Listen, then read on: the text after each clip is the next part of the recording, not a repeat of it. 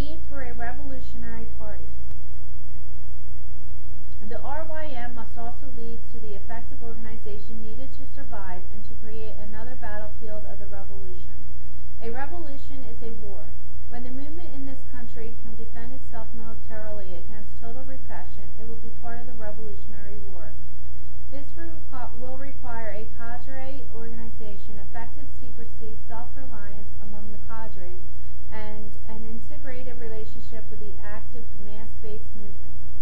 To win a war with an enemy as highly organized and centralized as the imperialists will require a clandestine organization of revolutionaries having also a unified general staff. This is combined at some point with a discipline under one centralized leadership. Because war is political tasks, the international communist revolution must guide it. Therefore, the centralized organization of revolutionaries must be a political organization as well as military, what is generally called a Marxist-Leninist party. How will we accomplish the building of this kind of organization? It is clear that we couldn't somehow reform such a party at this time, because the conditions for it do not exist in this country outside the black nation. What are these conditions? One is that to have a unified, centralized organization, it is necessary to have a common revolutionary theory which explains, at least generally, the nature of our revolutionary tasks and how to accomplish them. It must be a set of ideas which have been tested and developed in the practice of resolving the important contradictions in our work. A second condition is the existence of revolutionary leadership tested in practice. To have a centralized party under illegal and repressive conditions requires a centralized leadership, specific individuals with the understanding and the ability to unify and guide the movement in the face of new problems and be right most of the time. Thirdly, and most important, there must be the same revolutionary mass base mentioned earlier, or better, revolutionary mass movement.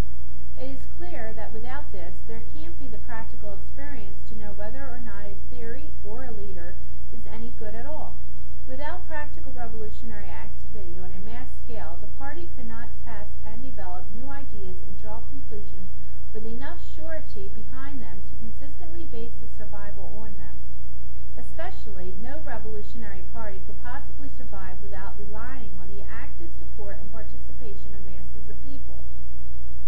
These conditions for the development of a revolutionary party in this country are the main conditions for winning. There are two kinds of tasks for us.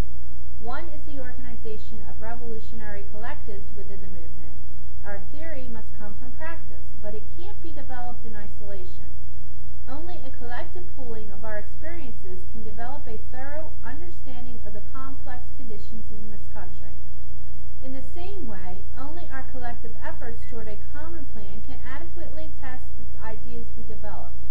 The development of revolutionary Marxist-Leninist Maoists, collective information which undertake this concrete evaluation and application of the lessons of our work is not just the task of specialists or leaders, but the responsibility of every revolutionary. Just as a collective is necessary to sum up experiences and apply them locally, equally the collective interrelationship of groups all over the country is necessary to get an accurate view of the whole movement and to apply that in the whole country. Over time, those collectives which prove themselves in practice to have correct understanding by the results they get will contribute toward the creation of a unified revolutionary party. The most important task for us toward making the revolution and the work our collectives should engage in is the creation of a mass revolutionary movement without which a clandestine revolutionary party will be impossible. A revolutionary mass movement is different from the traditional revisionist mass base of sympathizers. Rather, it is akin to the Red Guard in China, based on the full participation and involvement of masses of people in the practice of making revolution, a movement with a full willingness to participate in the violent and illegal struggle. It is a movement diametrically opposed to the elitist idea that only leaders are smart enough or interested enough to accept full revolutionary conclusions. It is a movement built on the basis of faith in the masses of people. The task of collectives is to create this kind of movement. The party is not not a substitute for it, and in fact is totally dependent on it. This will be done at this stage principally among youth, through implementing the revolutionary youth movement strategy discussed in this paper.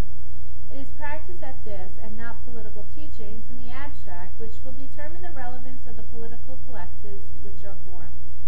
The strategy of the RYM for developing an active mass base, tying the citywide fights to community and citywide anti-pig movement, and for building a party eventually out of this motion, fits with the world strategy for winning the revolution, builds a movement oriented toward power, and will become one division of the International Liberation Army, while its battlefields are added to the many Vietnams which will dismember and dispose of U.S.